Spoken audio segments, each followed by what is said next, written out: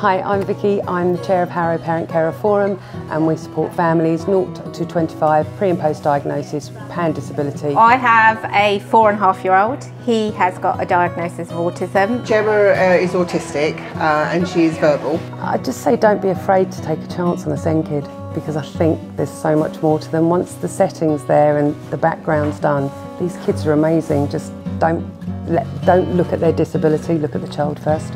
They're all different. They're all different, and I think I would emphasise person-centred, you know, the child-centred approach for each SEND child, because his profile will be vastly different to the next child of the same age, and the same diagnosis.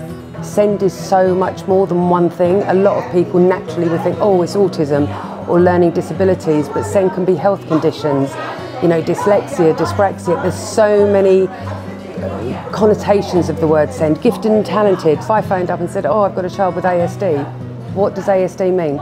Because ASD could mean non-verbal, verbal, high functioning, low functioning.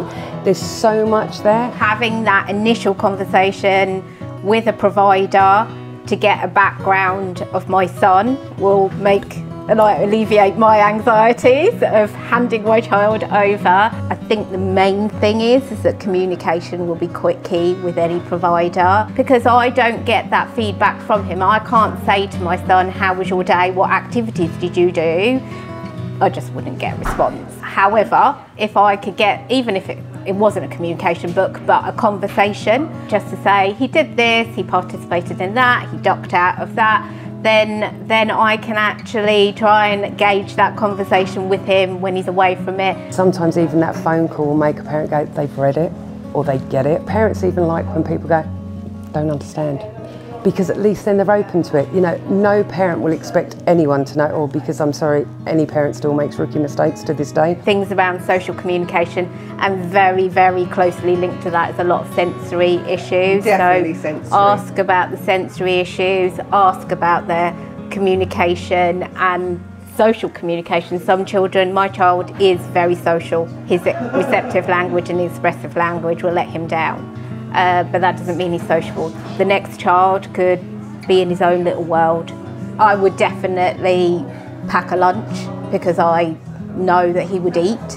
Other than that, if he was presented with foods that weren't safe for him, he probably wouldn't eat. Flexibility, you know, if your club starts at 9, but this child might not be able to get out of bed at 9 because there might be stuff at home, let them come maybe 10, 15 minutes later, and sometimes a soft start can also help with anxiety. I know continuity in an ideal world would be excellent, but it can't.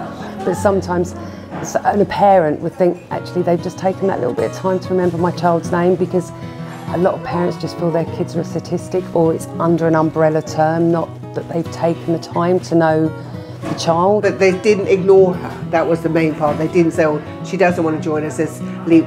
They didn't do that. They just sat with her, and they're trying to get the other children to come. It's not big things, and we're not asking for the world, but if this child's really not coping with something, just let the parent know, because the parent might go, oh, it's this, or it might be that the kid's just not happy. The parents aren't going to be offended if you ask a question, because how else are you going to learn? I hope this has been helpful. I hope it's given you a window into a parent's journey, a parent's thoughts. If you're ever confused, just ask for help, and help helps out there.